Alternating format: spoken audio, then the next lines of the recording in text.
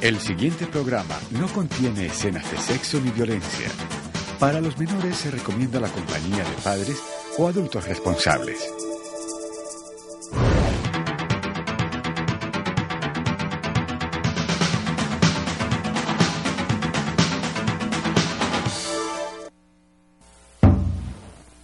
Protagonistas. El programa que semana a semana resalta las obras de los protagonistas de nuestra región. Protagonistas.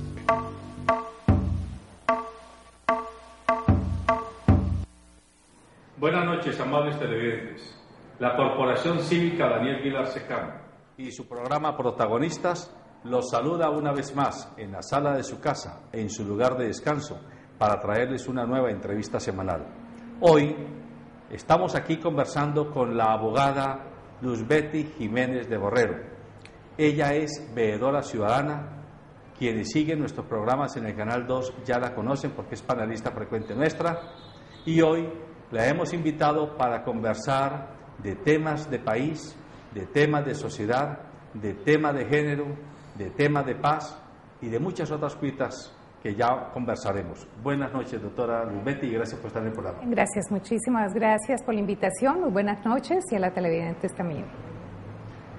Luzbety Jiménez de Borrero podemos decir que es careña raizal. Sí, señor. O sea, con pedigrí. Pedigrí Pues, de lo raizal. Raizal, sí, señor. Digamos que raizal. Y ese Jiménez y ese de Borrero, bueno, yo conozco al doctor Pablo Borrero, pero acláreme un poquito. Esos apellidos también son... El Borrero sí es definitivamente raizal.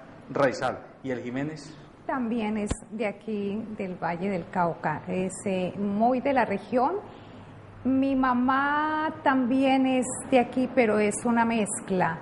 Mitad del Valle del Cauca, familias muy tradicionales, y mitad por su madre eran de ancestros ingleses. Entonces, además de toda esa mezcla muy chévere que tenemos los colombianos, también tenemos una mezcla un poco europea. ¿Y usted aprovechó y fue a estudiar a Inglaterra? No. Pero no es muy adelante. Vamos despacito, tranquila. Yo es que me voy adelantando y le pongo desorden a la entrevista. Y Luzbety Jiménez, ¿cuántas hermanos tiene? ¿Sus padres a qué se dedicaron? Tengo dos hermanos, una hermana y un hermano. No viven aquí. La única que vive en Cali soy yo. Mis padres, pues ya mi padre es pensionado. Mi madre igualmente, no viven en Colombia. ¿Pensionado de? Mi padre trabajó en la aeronáutica, trabajó con el Estado en Bogotá. Pues ya es una persona mayor, pero en términos generales en muy buen estado físico y mental. ¿Y por qué ellos viven fuera del país y usted no? Siempre ellos hace muchísimas décadas han vivido fuera.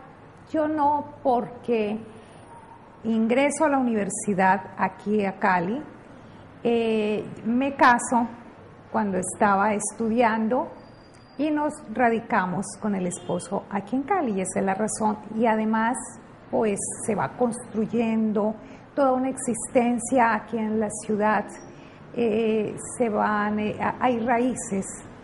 Y entonces me parece que eso es muy importante. Entonces tengo los afectos aquí y en el exterior. ¿Tiene hijos?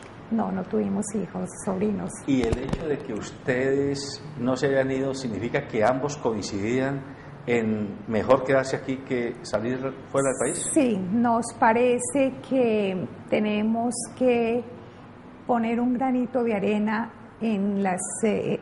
para mejorar las condiciones. A mí me tocó una época muy especial, y es esa época de transición. Finalizando los años 60, yo estaba terminando mi bachillerato, ingreso a la universidad con todo este fervor de cambios que había en todo el mundo, que venía de Europa, venía de Francia, de Estados Unidos. Y entonces soy de esa época de transición, que eso tiene mucho de paradójico. Los saltos que se dieron, pero somos esa generación que en el fondo no hemos tenido muchos de los derechos que han tenido los jóvenes y por supuesto los niños de hoy, independiente de que en nuestros hogares hubiésemos tenido unas buenas condiciones educativas, familiares, de amor, de cariño, pero en cuanto a la sociedad general no le daba tanta importancia en aquella época a los niños como se les da hoy. Yo digo que nos están debiendo esos derechos. La sociedad está en mora. Usted me está recordando que acaba de morir hace pocos meses Stephanie Hesse de la DEMAM, que participó en la escritura de la Declaración de Derechos Humanos después de la posguerra, que su libro Indignados es precisamente eso, sí, un reclamo a los jóvenes, sí. Y él dice: nosotros los viejos de mi generación construimos para ustedes el estado de bienestar y ustedes por inacción, por anomia, están dejando que se destruya todo. Sí, no solamente están dejando que se destruya todo, sino que están entregando todo, porque si nosotros miramos una cantidad de derechos laborales, por ejemplo, se han desmontado con el consentimiento de los mismos trabajadores. Venga, pero espere. No, yo todavía no quiero llegar a la abogada. Yo sigo, primero estoy conociendo a Luzbeti, que nuestros televidentes conozcan a Luzbeti Jiménez, ¿sí? Ella acaba de decir que por allá a finales de los 60 estaba terminando bachillerato. Los 60, la época de los Vitres, la época de Daniel el Rojo allá en París, sí, en 1968, sí, cuando era prohibido prohibir, es decir, la efervescencia de la juventud, una ruptura generacional con el conservadurismo que traía la sociedad mundial y una apertura hacia inclusive los alucinógenos, sí, ¿sí? Pero también una búsqueda de otros horizontes, un mundo que los viejos o los mayores no hayan mostrado a esos muchachos. ¿Usted sí participó en esas gestas? No, no participé en esas gestas, pero pues sí estaba enterada, pues todo el mundo estábamos enterados y eso era sorprendente. Es la época de la liberación de la mujer en el mejor de los sentidos. Eso fue muy importante porque nos permitió a las mujeres el ingreso masivo a las universidades a estudiar de igual a igual con los hombres las diferentes profesiones. Empezar a abrir el mercado laboral para las mujeres en las diferentes áreas del conocimiento humano. Esa es una de las cosas importantes, con todas las dificultades. Y cuando usted termina estudiando en el gimnasio femenino del Valle, ¿usted lo hace porque usted quiso entrar al gimnasio femenino o porque su mamá conocía o su papá o alguna de sus hermanas dijeron este es el colegio donde debe estudiar Luzbeti? Por supuesto que en aquella época los niños no escogían los... No tenían ese derecho discrecional. No, obviamente lo escogieron mis padres, mi madre fundamentalmente. Le gustaba, conocían a las propietarias, a la señorita Matilde González Ramos, le gustaba ese colegio y por supuesto por ella entramos allí, nos recibió la señorita Matilde. ¿Y a su mamá por qué le gustaba ese colegio? Le parecía que era una directora que se preocupaba no solo porque sus alumnas aprendieran una serie de cosas en el área de las ciencias o de las matemáticas, sino que se preocupaba porque la mujer realmente se abriera camino en la vida de la sociedad, para que la mujer dejara de tener esos temores de enfrentarse a las situaciones en igualdad de condiciones con los hombres. Fue una de las primeras feministas que hubo en el país y por supuesto aquí en el Valle del Cauca. Es una mujer muy recordada.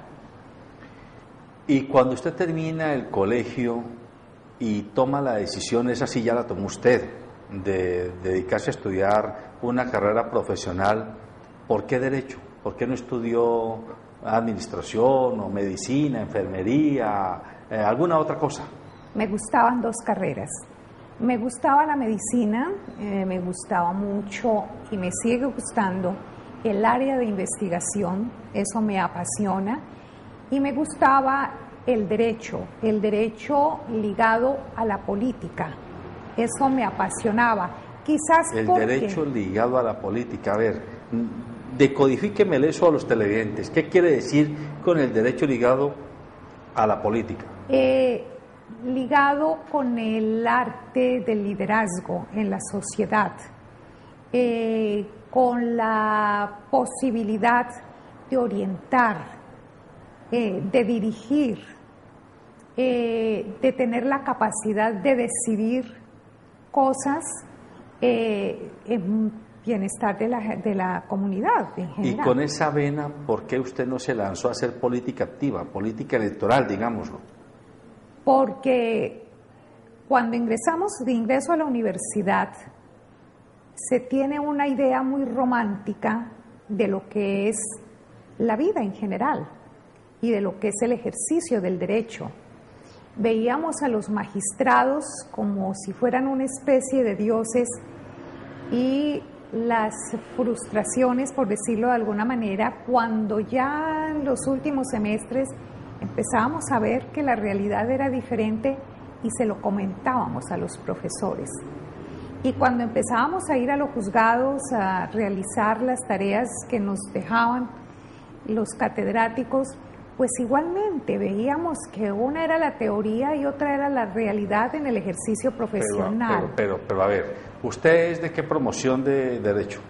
De 1974, una de las primeras promociones. Una de las primeras promociones de la Universidad Santiago de Cali. Santiago de Cali. Yo siempre he sido de los colombianos, vallecaucanos y caleños de adopción, porque no soy nacido en Cali, que he reivindicado que la Universidad Santiago de Cali formaba los mejores abogados, los mejores contadores y los mejores educadores que había por lo menos en el suroccidente del país. Y los mejores administradores de empresas. Y los mejores administradores de empresas. Sí. Pero en esa época, si lo formaban también, era porque ustedes tenían unos profesores que eran unas eminencias, además eran estudiosos, eran jurisconsultos, sí, de verdad para Dios. Sí, por supuesto. Eran unos excelentes profesores con una gran experiencia, eminencia, como usted los llama, pero además porque se investigaba y porque había libertad de pensamiento en el mejor de los sentidos, no la anarquía, sino que se le permitía al estudiante y además se le orientaba ver un poco más allá de lo que presentaban el establecimiento, por decirlo de alguna manera, o los medios. Entonces era como buscar un poco más la verdad de las cosas, desentrañar el fondo de todas las cosas. Era una época muy interesante porque los jóvenes leíamos mucho, nos enterábamos de todo lo que pasaba en el mundo y opinábamos. Frecuentemente se hacían asambleas que motivaban no solamente al estudiantado de la facultad, sino a las personas que por ese sitio donde estaba ubicada la universidad pasaban. La universidad estaba en la casona, como se conoce, donde es ProArtes hoy día, frente al municipal. Eso era un sector residencial, en el sentido de que vivían familias, no era comercial como hoy día. Entonces, al mediodía era una Cali pequeña, las personas trabajaban e iban a almorzar a sus casas. Cuando pasaban por allí a las 12 del día, rumbo a sus casas a almorzar, para después regresar a las 2, la gente oía lo que allí se estaba hablando, los porque debates. supuesto, los de grandes debates. Y entonces entraban y la universidad se llenaba, ese patio del primer piso y los pasillos del segundo, no solamente de estudiantado, sino de gentes. Yo doy fe de eso porque yo lo hacía y yo era un estudiante de bachillerato. Claro, entonces eso lo hacía muy interesante. Y termino la carrera finalizando ya en el segundo semestre del año 74, me graduó en mayo del 75 y ejerzo la profesión. A mí me nombran juez en el año 76, 77 más o menos, pero yo ya había empezado a ejercer y ya tenía unas asesorías y entonces vi que era ya mejor quedarme realmente en el ejercicio profesional como litigante que aceptar ese cargo de juez. O sea, usted no aceptó y no ejerció como juez. No ejercí como juez, no. Y no me queda claro qué fue lo que hizo que tomara la decisión de renunciar a la carrera judicial, si se puede decir así. porque ya tenía asesorías. Y fue una buena decisión. ¿Esa fue la única razón? Claro, claro. Y fue una buena decisión porque los abogados litigantes adquirimos un gran bagaje. Por supuesto, porque nos toca estar estudiando permanentemente.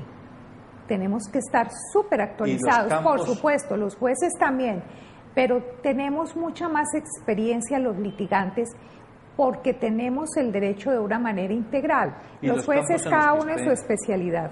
¿Los campos en los que usted más se ha desempeñado en el derecho, cuáles han sido? Inicialmente pasé por todas las ramas y eso me da también una gran experiencia. Hice penal, inclusive penal militar. Ah, ¿sí? En esa época... O sea, usted defendió militares. Sí, pero está bien. Hice derecho penal militar y además hice una especialización en la universidad sobre derecho penal militar. Hice especialización también en derecho canónico. O sea, usted tiene mucho que decir sobre el estatuto por que se está discutiendo ahora. Por supuesto, por todo eso. Entonces eso me dio una gran experiencia, me fue bien en esa experiencia penal militar. Hice derecho civil, me fue bien. Hice derecho de familia, me fue bien. Pero me gustó muchísimo el derecho laboral por la connotación muy social que eso tiene. Los laboralistas manejamos el problema social del Estado. Tenemos que entender el problema social del Estado, las desigualdades, las razones del desempleo, cómo se vulneran los derechos de los trabajadores, cómo el Estado ha sido pasivo en la garantía para que se hagan realidad esos derechos que en la teoría están consagrados en favor de los trabajadores. Pero, por lo menos desde acá, desde que yo la conozco, a mí me da la impresión de que usted se mueve mucho en el campo del derecho público, del derecho administrativo, del derecho tributario, del derecho contencioso, no sé. El derecho tributario no. El derecho laboral es el derecho público, el derecho constitucional, por supuesto. La parte contenciosa administrativa, en esas áreas me muevo, me desempeño. Eso hace parte del derecho público. Bueno, pero usted no me ha respondido la pregunta que le hice hace ratico. ¿Y por qué no se la jugó por hacer política activa, política electoral? En Colombia es muy difícil hacer política activa. Es decir, las personas que nos hubiese gustado no tenemos las garantías para hacerlo. Aquí hacer una campaña política es muy costoso. Pero a usted sí le habría gustado entonces. Me hubiera gustado llegar al Congreso de la República, ser senadora. ¿Pero alguna vez participó en alguna lista? Jamás, y me han ofrecido y siempre he dicho que no. Por esa razón, porque aquí se ve la política simplemente como lo que vemos todos los días y es lo que mi generación o algunas personas de mi generación y usted igual tratamos de cambiar. Y es que la política no se puede hacer con dádivas, con cemento, casitas, ofreciendo becas, subsidios.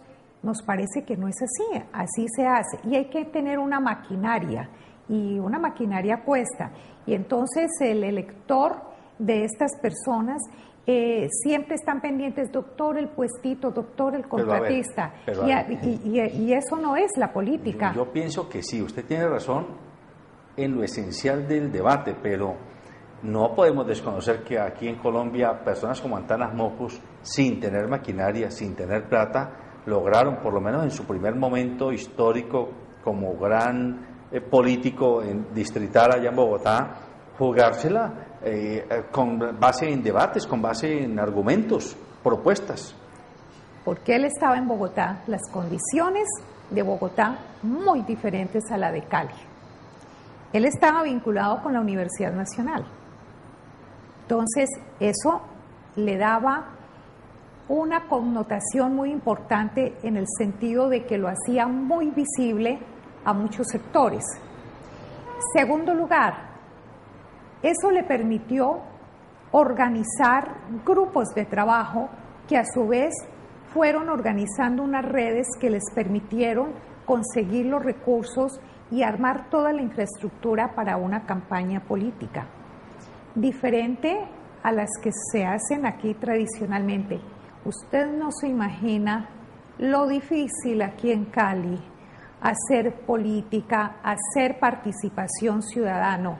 Aquí la estigmatización es muy grande. Pero a ver, por ejemplo, en el Valle del Cauca tenemos a Gustavo Álvarez Gardiazabal, sí. en Urbán. Él también cuando comenzó a hacer política, él apoyado en su vena literaria y en su reconocimiento como escritor. Pero tuvo apoyos económicos, ¿no? Bueno, pero al principio más que los apoyos económicos valía el referente cultural que él era en sí mismo. Hay una gran diferencia entre los hombres y las mujeres. Aquí sigue siendo Ahí ya una comienza sociedad. usted a meterme en el debate de género. Esta es una sociedad muy machista, realmente. A las mujeres, le pongo un ejemplo muy sencillo.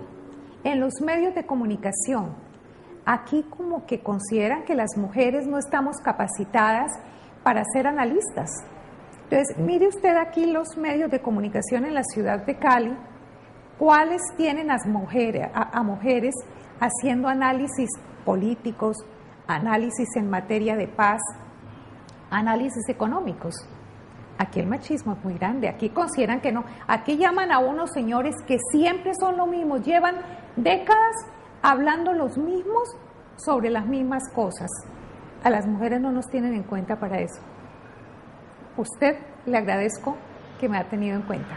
Bueno, pero yo en ese tema admito que sí, que hay mucho machismo en cuanto a que mayoritariamente son los hombres los que llevan la voz cantante en muchos temas, pero también cada vez se reconoce que, por ejemplo, en Hora 20, que es un programa en Bogotá, bueno, usted sigue hablando mucho del centralismo, sí. Pero hay algunos experimentos donde, y hay mujeres, hay periodistas muy reconocidas, que ya han hecho una carrera, María Jimena Duzán, para no ir muy lejos. Claro. Cecilia Orozco. Sí, claro. Sí, María Elvira Bonilla, de aquí de Cali. Se tuvo que ir a Bogotá. Bueno, pero arrancó aquí. O sea, pero despegó en Bogotá. Pero admitamos que cada vez, a pesar del machismo, muchas mujeres van ganando y rompiendo espacios. Comencemos por nuestra canciller. Aquí yo soy hincha de la canciller, siempre lo he dicho. Me parece extraordinario el talento con el que ella maneja las relaciones exteriores del país. Es una mujer y ustedes, las mujeres, cada vez están copando más espacios. Sí, a ella le ha permitido llegar a esas alturas de poder el hecho de que viene de unas familias políticas muy reconocidas en Colombia y que siempre ha estado cerca a campañas políticas. Estuvo en la campaña de Álvaro Uribe Vélez y de hecho él la tuvo en Naciones Unidas y luego pues de todas maneras estuvo cerca a la campaña de Santos y él la lleva como su ministra. Si no fuera porque tiene esas dos condiciones especiales de pertenecer a las élites económicas, sociales de Bogotá y de haber estado muy cerca a campañas políticas de quienes fueron presidentes de la República, con todos los méritos, todas sus especializaciones, muy difícilmente ella pudiese haber llegado a esos altos puestos de poder. Mire usted, aquí en la Santiago de Cali usted ha reconocido que tenía la mejor facultad de Derecho de la región y eran los mejores profesores. ¿Cuántos de los egresados de la Santiago de Cali, el gobierno nacional, no se ha puesto a ver si tienen o no tienen méritos para llevárselos a cargos? En cambio, los que salen egresados de la Universidad de bogotanas, sobre todo las élites, esas universidades de prestigio de las élites bogotanas, no tienen que estar pidiendo puesto porque salen de allí y los mismos profesores se las llevan a trabajar en los ministerios y pasan posteriormente a ser jueces fácilmente y a magistrados. Desde acá, de provincia, ser mujer, ser de provincia, es tenaz. Doble discriminación. Pero a ver, yo sé que hablar de Piedad Córdoba, que no hace parte de las élites y que ha sido de alguna manera sacada a sombrerazos de muchos espacios políticos y del contexto nacional, es irnos a la otra orilla. pero nadie puede negar que contra viento y marea tiene la negra méritos, Piedad ha logrado posicionarse como un referente político en el país. Empezó al lado de un gamonal político de Antioquia, de Jaramillo, que ya murió. Pero que aprovechó después ella, porque es una mujer capaz, indiscutiblemente, es brillante, pero no llegó sola, no llegó por sus méritos. Es que va a ser muy difícil encontrar a alguien que llegue solo del todo, ¿no? Ana Teresa Bernal, la líder de todo el movimiento de víctimas, ¿sí? Es otra mujer que descolla en todo el país. Sí, pero mire usted que Piedad Córdoba tuvo que ir a Bogotá. Es decir, lo que le trato yo de mostrar a usted y a los televidentes es que aquí en Cali hay mucho machismo y hay mucha discriminación. La discriminación en Cali no es solo para los afrodescendientes, los indígenas, los muy pobres. No, señores, que allí hay otros sectores sociales que también hemos sido y seguimos siendo discriminados. Las mujeres, con todo y los muchos cargos que hoy tienen en la administración pública y en el sector privado las mujeres, pero es muy difícil acceder. ¿Pero su cuestionamiento es al centralismo del país o a un centralismo agravado con un machismo recalcitrante que hace más complicada el ascenso de la mujer? Sí, es un centralismo, es una discriminación doble, porque es ese machismo y a las de provincia menos se les tiene en cuenta. Bueno, a ver, yo me meto en algunas honduras de su criterio feminista. ¿Y cuál es la lectura que usted hace de todas esas niñas hermosas, bonitas, bien hechas, que vemos en la televisión y que también a veces en otros medios las encontramos haciendo programas casi siempre de farándula, casi siempre like, llaman y de nuevo para aceptar su discusión y muy pocas veces interviniendo en temas de alto calado de la sociedad a nivel político, a nivel económico, a nivel cultural?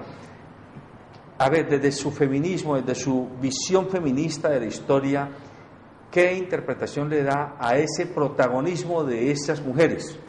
Pues mire, eso hace parte de esa sociedad de consumo, esa sociedad muy light. Es que eso vende y eso genera muchísimos recursos.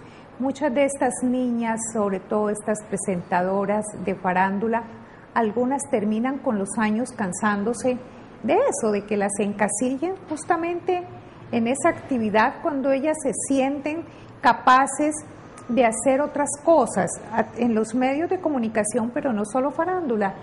Entiendo que esta niña del Valle del Cauca, Carolina Cruz, la leí en una entrevista hace unos meses, pues que ella quería hacer un paréntesis en su vida. Ella consideraba que ya había sido suficiente en lo de la farándula, quería buscar como otras opciones y entonces por eso decidió irse un tiempo a Miami, entre otras cosas, para ver si podía encontrar otros rumbos, pues de lo contrario vuelve. Eso le muestra a usted que lo hacen en un momento dado, muy jóvenes, porque es un trabajo, es un ingreso que les permite subsistir, pero las encasillan allí, en eso. Las mujeres bonitas, para acceder a esos sitiales, si los pudiéramos denominar de alguna manera, tienen que sacrificar parte de su condición y entonces tener que hacerse una cantidad de cirugías con todos los riesgos para la vida que eso significa, como la niña que murió la semana pasada. De 30 años. Claro, porque no consiguen trabajo, porque creen que solamente las mujeres bonitas son las que tienen la posibilidad real de encontrar un puesto como actrices o como presentadoras. Pero fíjense que ahora que usted habla de presentadoras, tenemos el caso de Ángela Patricia Llaniot y el caso de Claudia Palacios, que acaba además de volverse, de retornar al país. No son feas. Sí. Son capaces, pero no son feas. Eso también les ayudó. Son inteligentes. Sí, son inteligentes. Y la niña Palacios le sirvió muchísimo que trabajó con uno de los grandes del periodismo colombiano, ¿no? Eso le dio una gran escuela para llegar a la CNN. Lo mismo a Patricia Llanoyo, que trabajó con otro medio de comunicación. Entonces ya tenían una experiencia. Entonces su aspecto físico, la experiencia que ya tenían en medios en Colombia, y no con cualquier medio, ellas no habían trabajado en cualquier medio, sino cada una de ellas con grandes medios de comunicación, y llegaron en el momento preciso a CNN, y entonces pues tuvieron esa oportunidad y mostraron sus capacidades. Tome agüita y déjeme, voy a un corte comercial y ya seguimos con esta interesante conversación con la doctora Luzbety Jiménez de Borrero. ¿Ya vamos para el aeropuerto? Sí, mamá, con todo. Papá, nos vamos a estrellar. ¿En los pan de bonos? Ah, sí, aquí te los tengo. Aquí no puedes parquear. Ah, no me demoro. Es muy lindo tu parqueo, ¿no? ¿Vos no sabes quién soy yo? Eso, ese. Ah, muy bien.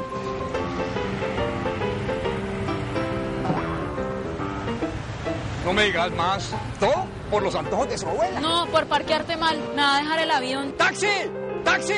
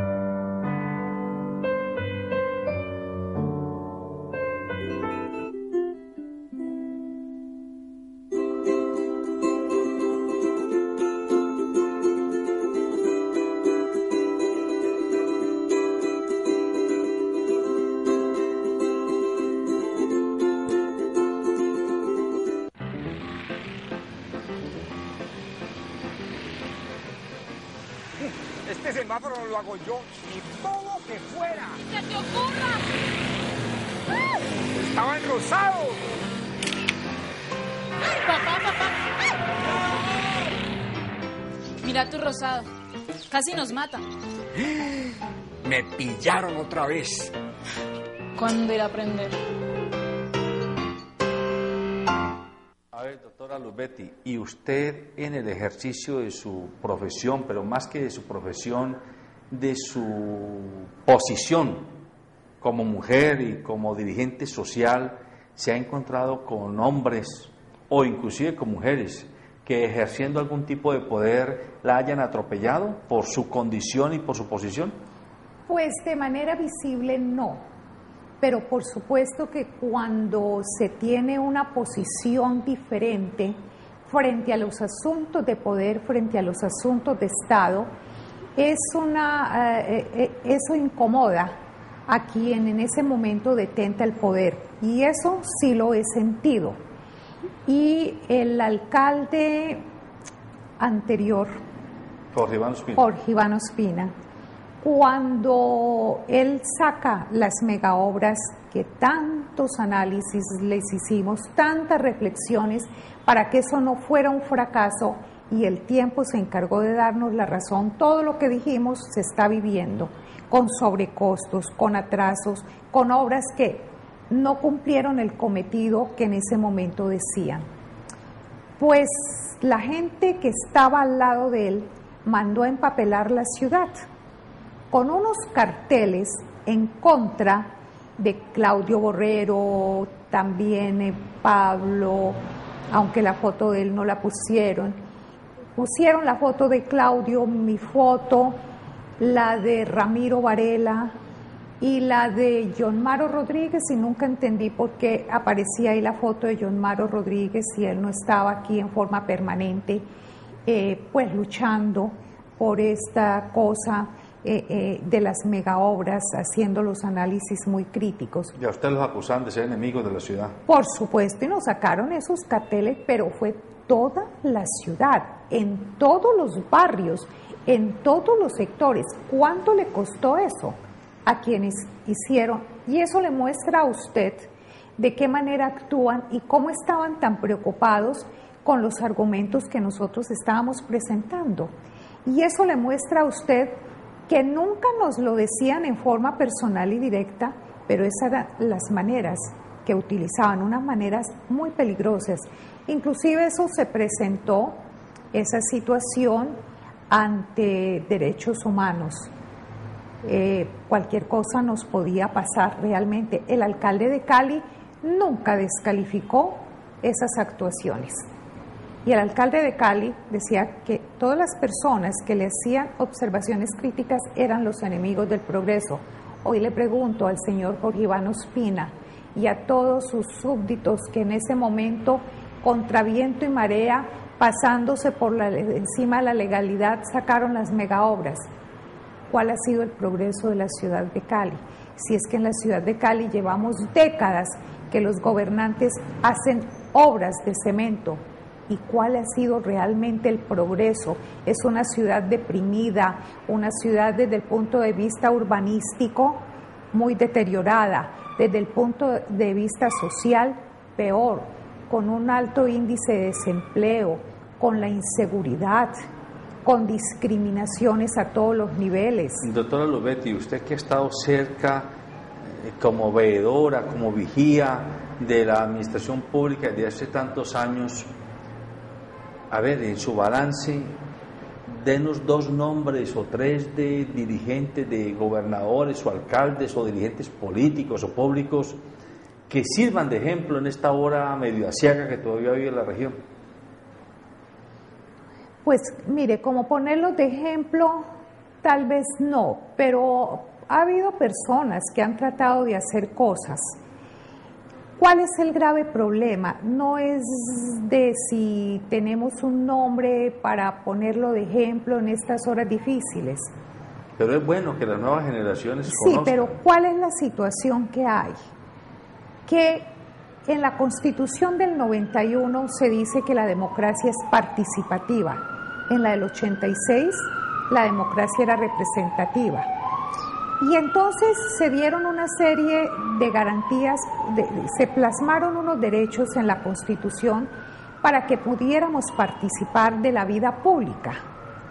Entonces, a través de las veedurías, de los cabildos, de las consultas, se nos garantizó o se nos decía garantizar el derecho de expresión, de pensamiento, de reunión. Nada de eso ha pasado. Llegan los gobernantes desde el 91 con la flamante Constitución hasta la fecha y cada gobernante impone su voluntad. Es lo que él diga.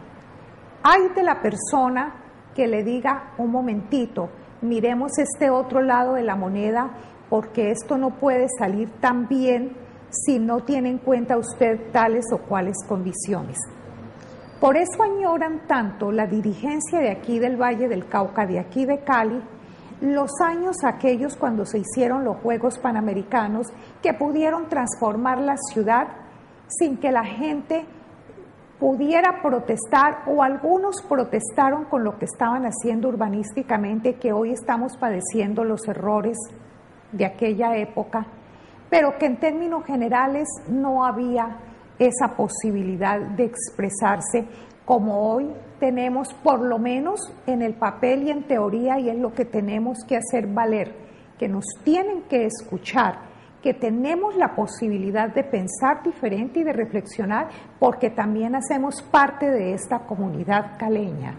Y entonces no pueden considerar los gobernantes de turno que ellos son los dueños de esto y manejarlo como si fuera una finca. ¿Qué es lo que pasa en el Consejo Municipal? Igual. Entonces el asunto no está en cambiar las caras de los concejales, en cambiar las personas, sino qué es lo que representan. Entonces usted ve que unos llegan por los jóvenes, entonces ese concejal cree que allá todo es política de jóvenes y lo demás. Los otros llegan por los afros, entonces unos acuerdos para los afros en esa materia, pero los problemas esenciales no lo hay. Y así nos van discriminando a todos, a cada sector social le van dando un bombón, un contentillo, y eso no es la política. Eso no es lo que debe seguir pasando aquí en esta ciudad. Sobre el manejo económico, nos llaman a todos para plantear análisis sobre el manejo económico, todas esas desigualdades que genera ese modelo económico que hay en este país, las grandes concentraciones de riqueza en unas cuantas familias, en unos cuantos grupos económicos. ¿Por qué no nos llaman a todos los colombianos, o por lo menos a los sectores sociales, para que opinemos y analicemos? ¿Por qué no nos llaman a todos para discutir lo de las pensiones y lo de la salud? Si eso tiene que ver con todos. Teniendo usted razón en sus tesis, habría que también admitir que no es un fenómeno único de Colombia, no. Que es un fenómeno casi que las sociedades humanas, de alguna manera, unas con más o menor escisión o más o menor fragmentación, están así, arropadas por unas élites que hoy en Estados Unidos, en Gran Bretaña, o en Suecia, o en Holanda, o en México, o en Colombia, están direccionando a la sociedad en su conjunto hacia casi que cataclismo, pues. Pero está mucho más acentuado en Colombia. Usted no se imagina cómo es de difícil aquí expresarse, cómo es de difícil que escuchen el pensamiento de alguien. Aquí es muy difícil. La discriminación es terrible. Le voy a poner una cosa que es actual. La discriminación pensional. Entonces se habla mucho de las pensiones y que todo el mundo, y que se va a presentar una reforma a la ley para que todos los colombianos tengan garantizada y subsidiada la pensión mínima.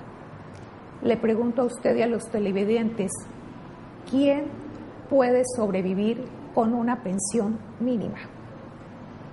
Y resulta que hay una generación, es su generación, es mi generación, que fue la de transición, que en aquella época no había la posibilidad de cotizar como independiente. Hoy día la gente desde muy joven tiene la posibilidad de cotizar con independiente. Ya hace parte del debate ver si eso es costoso o no es costoso.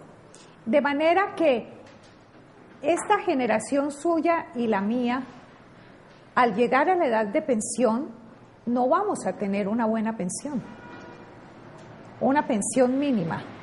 Y entonces, cuando ya la edad no nos permita trabajar de igual manera como lo hacemos ahora, ¿cómo vamos a sobrevivir? Frente a un grupo de personas... Pero eso va a ser todavía más grave para las generaciones que están no van a tener ni siquiera la mínima, pero es que tenemos que ver eso. O sea, usted muestra el grado de degradación, digamos, lo que va teniendo la sociedad. Y de discriminación. Frente a un grupo de personas que en este momento sí tienen unas altas pensiones. Es que no son solo los magistrados de las altas cortes y los congresistas. Los funcionarios de los altos cargos del Estado, los funcionarios estatales tienen unas buenas pensiones. Me refiero frente a esa pensión mínima que tiene la inmensa mayoría de colombianos. Es que yo insisto, la gente no prevé lo que le va a pasar en el futuro. Con una pensión mínima, ¿cómo puede pagar servicios públicos, alimentación, recreación? Y en la edad mayor se necesita estar constantemente donde el médico, porque vienen las enfermedades, medicinas, me dirán, pero es que las da el sistema, pero a veces hay unas que no las tiene el sistema y tiene que estar pagando las cuotas moderadoras, los copagos, y si necesita pañales, ¿eso cuánto cuesta? Entonces la calidad de vida de las personas mayores que siempre le sirvieron al país va a ser pésima. ¿Dónde está el Estado colombiano llamándonos a todos los colombianos y a su generación, a mí, para que discutamos eso de las pensiones? Oyéndola a usted en su discusión, me devuelvo a su estudio en el Gimnasio Femenino del Valle. Usted antes de comenzar el programa me mencionaba que estudió, o bueno, María Teresa Elizabeth iba de las mayores en el propio instituto donde se estudiaba, y otras mujeres notables. No tiene que ver mucho el estado de postración intelectual y, digamos, lo logístico que tiene la educación que se le ofrece a nuestra niñez y a nuestra juventud Porque, hombre, un docente primero mal preparado, los educadores muy mal preparados, admitámoslo, pero además de estar mal pagados, casi que convirtiendo un acto vocacional como la educación en un acto gremial, en una actividad gremial, sindicalista, pues ellos ya no se preocupan por eso que se preocupan sus maestras y quizás mis maestros, porque el estudiante lea, estudie, se problematice, piense, reflexione, contraste. Y claro, por eso es que la gente es tan fácil que la lleven como borrego, porque como no se le enseñó a pensar, pues no ve la diferencia. Sí, eso influye indiscutiblemente, que esa dirección, eso fue un privilegio en mi formación, estudiar en el Gimnasio Femenino del Valle, como fue un privilegio estudiar en la Universidad Santiago de Cali, como fue un privilegio tener mis padres, mi madre, una mujer también muy feminista, fíjese usted, y entonces ella quería que sus hijas no estuviéramos en casa haciendo oficio, ni nos compraba escobitas ni trapeadores, sino que le gustaba que estuviéramos leyendo, nos fomentaba la lectura, las cosas culturales, y por eso le gustó el Gimnasio Femenino del Valle. Entonces tuve esa suerte. Eso es importante porque marca la vida, y entonces esas primeras etapas de formación en la vida de la persona, obviamente lo que lo va llevando a uno poco a poco, o sea, que en la vida decir adulta. Que usted viene de un hogar libre pensador. Sí, muy demócratas, estudiosos. Y desde esa escuela que la alimentó, ¿qué lectura hace usted al estado de la Iglesia Católica y a la postura de la Iglesia Católica con respecto a los derechos de la mujer, los derechos de procreación, de control del aborto, de la natalidad, de la natalidad, es decir, toda esta postura de la Iglesia que mantiene el celibato a razón y muerte, porque así tiene que ser, que la mujer no puede entrar a ejercer los ministerios eclesiales, que la mujer no tiene derecho a decidir por sí misma sobre su cuerpo, sí. Exactamente, sobre su cuerpo, cuando es violada, cuando tiene una deformación, etcétera, etcétera. ¿Cuál es su posición frente a esto? Sí, yo no comparto estas posiciones de la Iglesia Católica. Me parece que tienen que adecuarse a las realidades de la sociedad, no porque ello sea una moda, sino porque ello es positivo en el desarrollo del ser humano. ¿Y le da alguna esperanza a Bergoglio? No mucha, relativa. No olvidemos que eso del papado, el Vaticano, no solamente es la cosa de la fe religiosa, la creencia religiosa, sino que es un verdadero poder político y es un verdadero poder económico. Entonces es una mezcla de esas tres cosas allá el Vaticano, y no es tan fácil el hacer unos cambios, pero me parece que en la medida en que los católicos, en que las mujeres en la Iglesia exijamos y empecemos a hacer oír nuestra voz, no hay derecho a que las mujeres no puedan participar allá, de que solamente los hombres, el celibato es le encuentro que es una postura equivocada de la Iglesia totalmente, va contra la naturaleza misma de las personas, del ser humano. Es decir, ¿cómo así que el celibato y a unos jovencitos, a unos muchachos que entran al seminario, es decir, contra todo el desarrollo del ser humano, es contradecir la naturaleza humana? Me parece que la Iglesia tiene que reflexionar sobre esas cosas, no porque sea moda, sino porque tiene que entender la realidad. Está bien que no se conociera eso en la Edad Media, pero en la medida en que la sociedad va evolucionando, que se van conociendo cosas, pues es para que todos cambiemos para bien, ¿no? ¿Cuál es su análisis, dando un cambio de tercio, cuál es su análisis del resultado electoral en Venezuela que acaba de pasar? Pues es un resultado que, aunque ganó Maduro, pero pues y por 200 y pico mil de votos, pero realmente va a tener que hacerse el chavismo unas autocríticas y va a tener que hacer Maduro unos replanteamientos. Yo no veo la situación de Maduro muy fácil. Es cierto que tuvo que enfrentar una campaña con una férrea oposición y no porque quiera desconocerle el derecho a la oposición de hacer política, no, ni más faltaba, eso es legítimo, sino la forma como lo hicieron. Es decir, esa política, cómo hicieron esa campaña los de la oposición, y muy posiblemente se veía con gran apoyo de sectores muy retrógrados de Colombia y de los grandes medios de comunicación. No sé cómo Maduro le va a responder al electorado con la promesa que hizo hace como 10 días de que les iba a incrementar el salario en el 45% si él ganaba. Imagínese usted el error económico tan grande. No resiste Venezuela. El otro Capriles podía ofrecer el 40% porque él sabía que iba a perder, pero este no podía caer en esa trampa. Ese es uno de los errores. Y ese país no puede sobrevivir de su economía mientras sigan subsidiando a toda esta cantidad de gente. Lo que tiene que hacerse es generar unas condiciones para que a la economía venezolana se puedan incorporar a la producción muchísimos sectores sociales, poblacionales, de tal manera que el Estado no tenga que seguir haciendo asistencialismo, sino que las personas entren en la producción y entonces ellos puedan devengar un salario digno que les permita vivir en esa sociedad y en cualquiera otra. Permítame otra pregunta antes de que se nos acabe el tiempo. ¿Usted es optimista con el proceso de negociación del conflicto armado que tiene el gobierno y las FARC?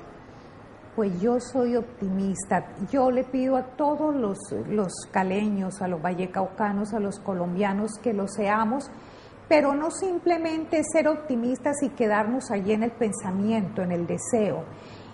Tenemos que hacer cosas. La marcha de la semana pasada fue muy importante porque fue una buena manera, dentro de la legalidad, de decirle al gobierno, decirle a las FARC y decirle a los enemigos de la paz: queremos la paz en Colombia.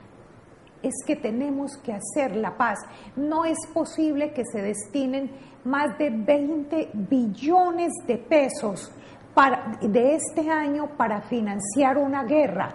Por favor, esa plata, ¿cuántas cosas no haríamos en educación, generando empleo, en vivienda, para mejorar el medio ambiente, para tantas cosas? Por eso tenemos que hacer la paz en este país, por supuesto, y tenemos que entender esos procesos. ¿Y le cree a la posición del fiscal Montealegre cuando avala el que va a ser necesario encontrar justicias restaurativas, alternativas y no simplemente punitivas, es decir, de carcelazos para resolver el problema frente a lo que dice el procurador? Su posición se ve con las declaraciones que ha dado en estas últimas horas a los medios de comunicación. Está muy de acuerdo con el gobierno nacional y esa posición del fiscal está enmarcada dentro de la ley que se conoce como el marco jurídico para la paz, que es el acto legislativo 1 de 2012. Lo que él ha dicho está enmarcado dentro de eso. Ahora, va a haber unos problemas, porque allí esta justicia es no solamente para las FARC, sino también para las autodefensas y también pues para los militares, y a los militares que ya han condenado. ¿Qué va a pasar? Es decir, tenemos que manejar una serie de cosas de esas. Aunque ya no tenemos tiempo para hacerle, solo para que me responda sí o no, podríamos pensar o debiéramos pensar en Colombia que a generales o a militares como Plaza Salcid y todos ellos también debieran de dárseles una alternatividad penal a pesar de ya haber sido condenados. No puede tener condena. porque el acto legislativo, ese marco jurídico para la paz, no se podría lograr dentro de una gran reforma. Pudieran hacer una interpretación en el sentido de que su condena todavía no está ejecutoriada, no hace tránsito, lo que decimos los abogados, a cosa juzgada, porque la sentencia condenatoria de él está en casación ante la Sala de Casación Penal de la Corte Suprema de Justicia.